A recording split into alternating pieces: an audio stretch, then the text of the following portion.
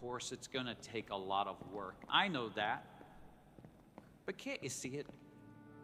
Hundreds of distributors still riding the excitement from the rally pouring in through those doors. They are amazed by the beauty and elegance of this old lady restored to her former glory. What about the weeks between rallies? No one comes downtown anymore. Well, then we have to give them a reason to come.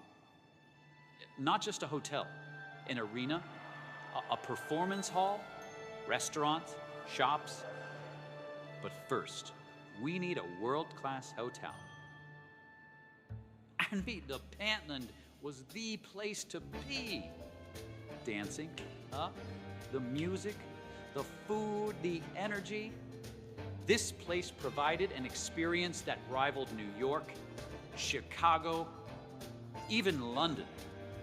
London, huh? Last I checked, it's not exactly the River Thames out there. No, it's the Grand. The Amway Grand. Well, we can work on the name, but can't you see it? Look, when Ford comes to town to dedicate his museum, where's he gonna stay, huh? The motel up the road? No, he will stay here in a suite at the Amway Grand. I share your vision, my friend, I do. But it's got to make sense with the numbers, too. What do you say, Mike? You run the numbers? I did, and I'm sorry, but on paper it seems like a very bad investment. All the wiring and the plumbing will need to be redone. We're talking millions and millions of dollars in renovations. Once it's finished, it'll take years to make any sort of profit. It honestly would be much cheaper to just level the building and start from scratch.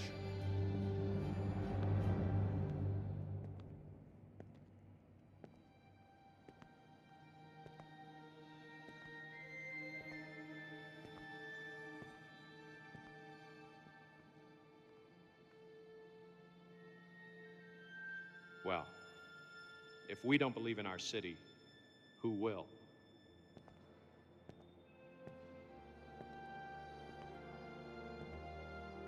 It's going to take a lot of work. Is that a yes?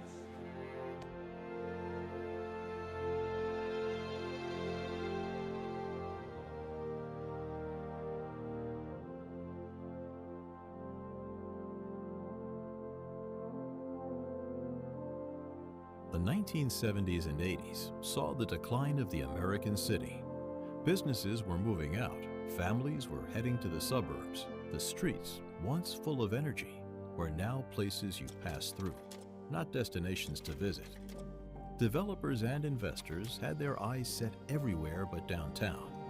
But Jay and Rich believed a strong downtown meant a strong future for the entire community. And if no one else was willing to take that first step, it might need to be them. When Rich called me and said, Mike, I said, I really would like you to come out and help me look at this investment. We're thinking of buying the Pentland Hotel. And I went, you're going to what?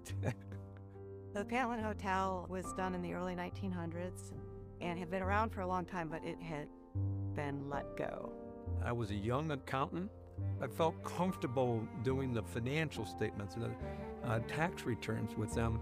But boy, when it came to a hotel, that was a whole different thing. It was musty smelling, old carpet, very dated.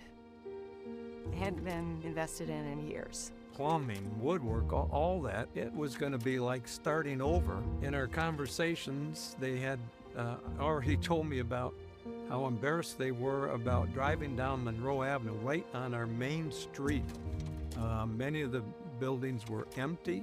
A number of them were boarded up. It was not impressive and a pretty sad story, so it affected them. They wanted to make a difference in the Grand Rapids community, to change our image and to start bringing downtown back. They had a vision and they were willing to take a risk. My job was to review the numbers and to share the financial analysis and to make sure they understood the impact financially. And the impact financially was not good. They wanted to make the investment not just from an Amway standpoint, but very much from a community standpoint. They had this vision. They said, let's build a hotel. Their whole thing was, we've been blessed. We love our community. Let's give back to it. And the Panland Hotel and now the Amway Grand Plaza, that was the genesis of all of this downtown development. They've lived in Grand Rapids their entire life. They wanted to be able to help and to add to that, and if they could help Grand Rapids become a nicer place to live, a more fun place to live, something for more and more people, then they wanted to do that. A lot of their investment in downtown Grand Rapids came from just wanting to make it better for others. When I moved here, their vision was compelling to me. Economic development in Grand Rapids was non-existent in the early 80s. Jay, in 83, convened a group of their compatriots and their fellow CEOs and said, what do we do about our hometown and our economic development in our city? And then they started the right place.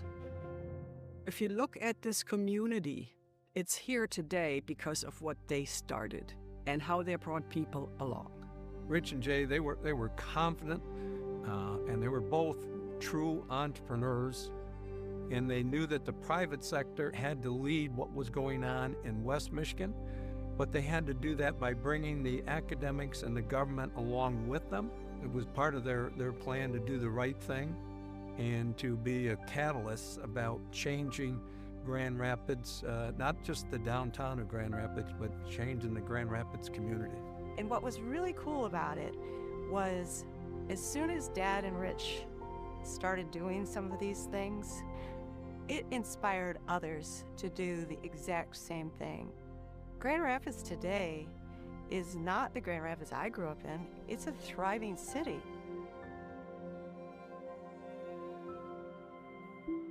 One thing that Dad and Jay were always good at individually and collectively is doing the right thing for the people, not only that they dealt with on an individual basis, but for the communities that they lived in. I remember years ago when there was an issue with what's called East Bank Towers at the time, downtown here in Grand Rapids.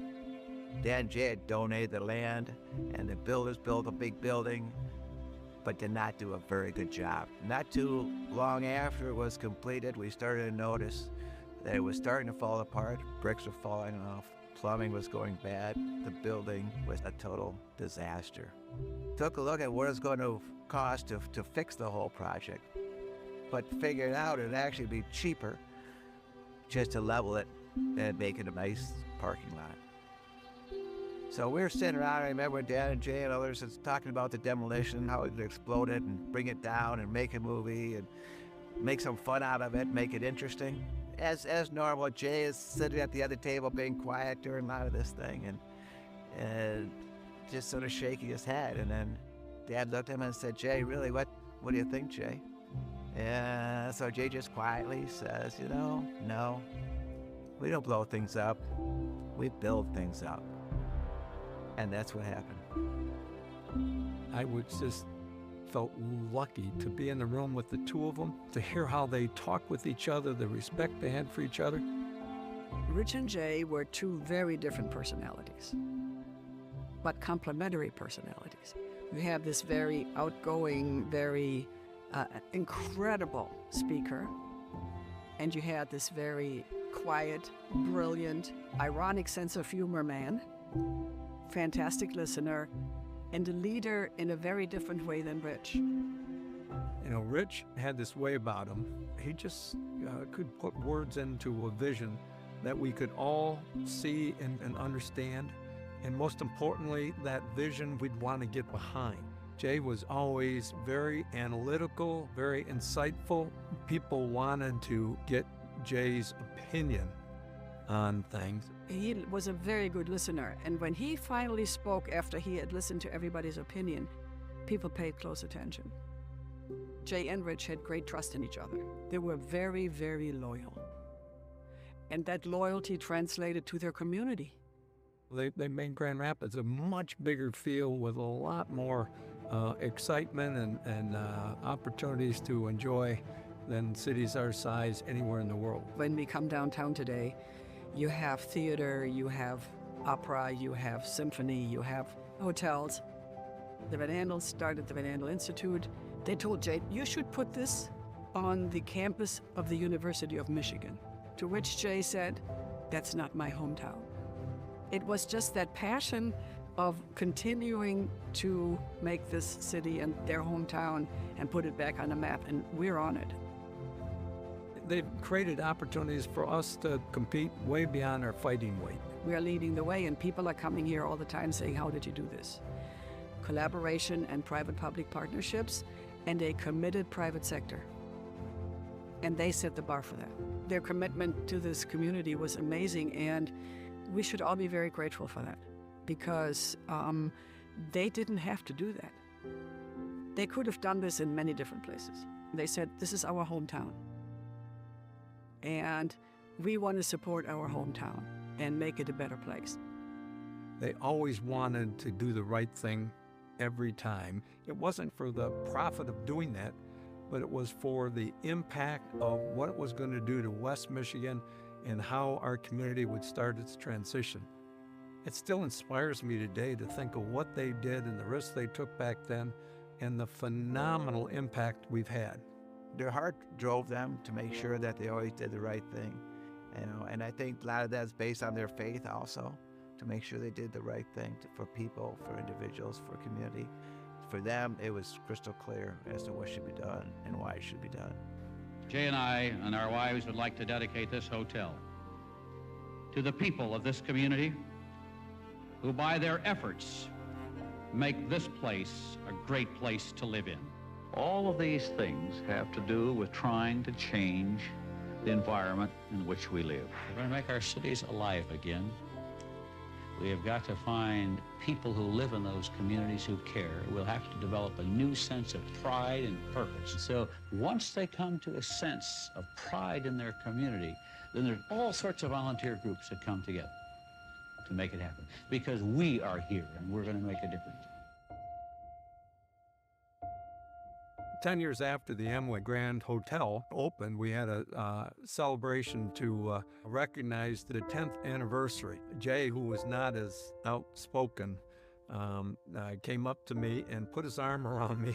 He said, I had no idea how accurate you'd be about us losing money for so many years, but we are so darn glad that we made that investment. Someone is sitting in the shade today because someone planted a tree a long time ago, right? Rich and Jay are no longer here to sit in that shade, but they planted those trees anyway. You know, I really think that success is measured by the lives that you impact. And when you're committed to doing the right thing, good things happen. I've never forgotten that lesson with the towers, because I've learned that whenever you're in a tough situation, you don't just blow it up, you figure it out, build it up. That was that ever looking for something else that he could contribute to. Rich was the same way. Always, what else can I contribute to help make the world a better place for other people? You know, they thought about people, about community, and about something that could be created that would outlast them for the next generation and beyond. And if you want to make change, you have to get involved. You have to engage. You got to be willing to listen. They lived life to the fullest and made such a positive impact for others, but they enjoyed every step of the way. And we can all learn from